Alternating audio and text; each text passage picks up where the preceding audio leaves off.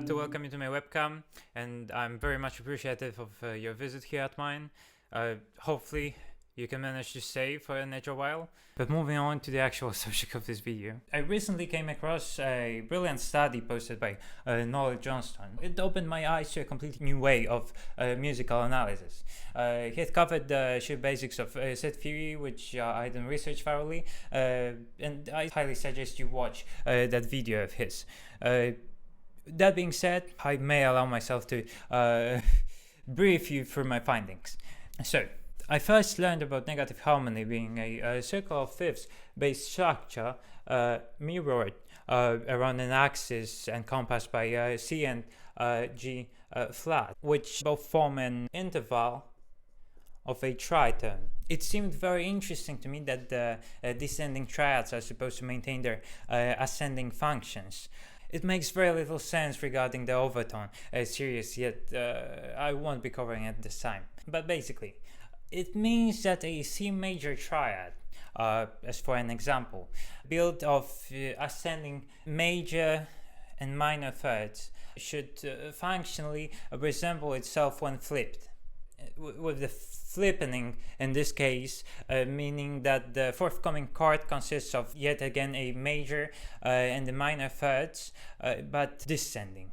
As you can imagine, those flip endings can be done with no instrument in hand. Let's take that C major, which I mentioned before. So C major consists of the notes C, which I will highlight this way, E being the major third, and G being the fifth, as the circle of fifths suggests. If I were to mirror those around that tritone based axis, the notes I'd get would be an A flat, an F, and the C stays the same, closing the axis.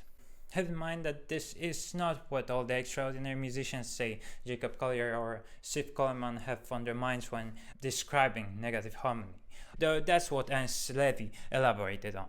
I can, I suppose, cover the common negative harmony in another video if you wish, although I highly suggest you watch a video made over 5 years ago by Music Theory for Guitar. I'll provide links to all the mentioned videos in the description. Seeing Noel point out what I tend to refer to as the set circle, I immediately recalled my first encounter with negative harmony, which appeared to be a simplified set inversion theory, to me at least. For those of you who haven't yet heard about pitch class inversions, let me walk you through the theory briefly. Having drawn a circle and divided it in 12 equal portions, each representing one semitone of a chromatic scale, I number each point starting with a 0 and closing the circle with T and E, which stand for a 10 and 11. Set theories use a 0 because of the equality of the root and the octave, I believe. Every single number, well, in fact, it can be a letter also, represents a hypothetically possible to be described interval. Having in mind that half of them can be flipped, I will now draw an axis across the interval of a tritone yet again. Okay, I will also note that 0 in this case stands for the C, and so the rest of the numbers stand for a C sharp, D sharp, and so on and so forth, with the 6 being a G flat. The axis slightly offset in this case, being equally far from the root and the octave, allows set flippening / mirroring / inverting.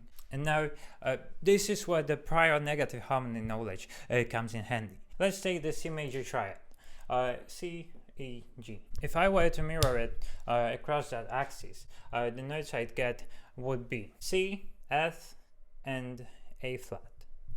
The chord I got consists of a major third but descending and a minor third but descending. If I were to look at it enharmonically, the major third, descending major third, can also be thought of as an ascending minor 6. Also, the descending fifth is an ascending fourth, and so on and so forth. And the fact that I use the same intervals but going downwards instead of going upwards should mean that the chord I got could be considered a functional twin of that C major chord, C major triad, despite not having a major third nor having a perfect fifth.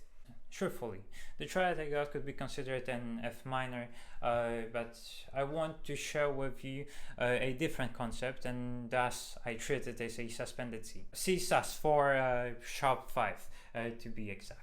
In his video, Noel mentioned that if we were to flip a whole Ionian major scale, we'd get a C phrygian. Basically means that these two parallel modes, with C phrygian being the third parallel mode to C Ionian, can be considered mirror modes. It also means that any chord diatonic to a C major scale flipped across this axis forms a diatonic to C phrygian or a flat Ionian chord. I myself am not that much keen on the whole modality thing, at least not the way it is depicted.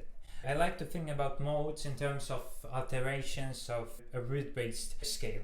Nevertheless, C phrygian is an enharmonic equivalent to an A flat Ionian, and this is exactly where my explorations began. Worth to mention is that almost every mode has its mirror pair, an exception being Dorian, which is a palindromic structure, which means that it appears the same when flipped. Also, because Phrygian and Ionian can be viewed as a mirrored pair, they have exactly opposite Dorian brightness coefficient values. Back to the subject matter.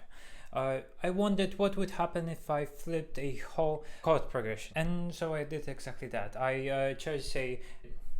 wait a second. I chose a generically voiced 251 in the key of C major for the sake of simplicity.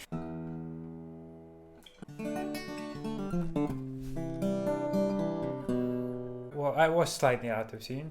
Let's get back on track. The voicings are D minor, G dominant with a 13th that I will then lower, and then a C major 9. Yeah. As you can tell, they enclose a descending chromatic line. Well, after the flippening, become an ascending chromatic line. And now it occurred to me that when flipped, those chords form what is essentially an interestingly voiced 251 in the key of A flat major. I will also probably show you the flippening happening on the chart. Those are the voicings I chose of the chords I got. So the first one being a, basically a C minor, but voiced with a B flat in bass. Well, it has a major 6 here. That could imply a major chord, though I like to think about this one in terms of a minor one. You know, having in mind that it basically is a prolonged 5. Let's move on to the second chord, being the G13 flipped. I voiced the chord this way. I like to think about this one in terms of being a E flat 7, rootless, and with the 9th in bass. So if I were to lower that 15th and then flip it, I'd basically sharpen this note, which is an A flat, so the chord I'd get would consist of A. And A in this case is the tritone of A flat, and well, in a way, if I were to use it as a bass note, I'd get what essentially is a substitution of sort.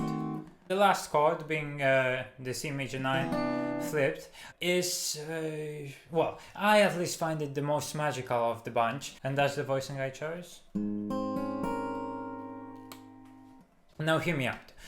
One could quarrel over the harmonic functions of these chords, and I agree to some extent that most composers would probably call them a C minor, a D flat with a sharp 11th, and then followed by a B flat 7 at 9, or something along the lines. But well, there is no fun in that. To me, music is all about experimenting and exploring the unknown context, basically, and I feel like the one I'm here to share with you could possibly be implemented in one's outside playing at the very least. Now, remember what I told you in regards to a key, that flipped intervals was supposed to maintain their original values? Now in comes my theory. It may not make much sense to you, but I assumed that the flip progression I got could be used as an alternative to the original one. In other words, one could supposedly play a 2-5 in A flat over a 2-5 in C, and the same should work the other way around. Of course, the distinctiveness of Phrygian being played over Ionian won't appeal to everyone. I mean, we're essentially experimenting with an augmented ninth of a major chord. Nonetheless, I myself really like how it feels. Let me now show you how I like to implement those into my playing, into my outside playing in particular, because there probably aren't many things that could sound any less inside. Let's move on to the fretboard itself. So if you were to play over a D minor chord in the key of C major, D minor being the 2 chord, you would probably think of the D minor 7 arpeggio first. And it's totally fine to play it wherever and whenever you want. You can use the inversions, you can use the inverted chords, you can use, well, whatever you want. If you were to apply this concept into the line, you'd have to move that minor arpeggio a major third down, and what you'd get is a B flat minor 7 arpeggio. And if you now were to combine those two, what you'd get is a cluster of a chord. I myself find them magical, and so I like to use those combined arpeggios. Well, I lost the 7th of that B flat, yet it's okay to implement it too. Remember that it is a tritone of D. Hopefully you can see enough. But why shouldn't one try?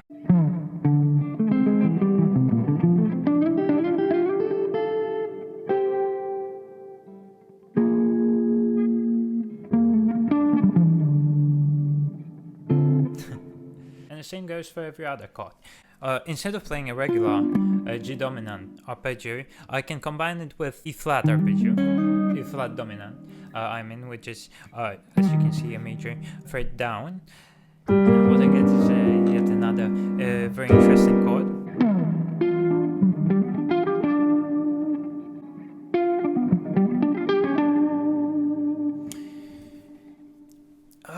As you can see, because of that tritone there, one could probably use it as a secondary dominant, a tritone substitution of a secondary dominant.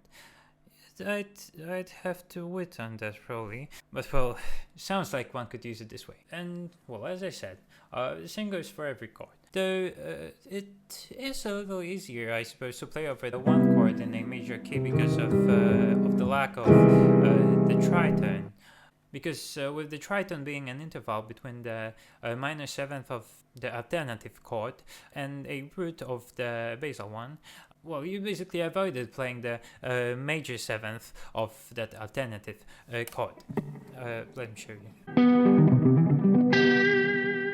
Hopefully, you find the topic at least half as interesting as I do. Either way, I'd like to sincerely thank you for watching and ask you to let me know if you're any eager to listen to some of my further insights.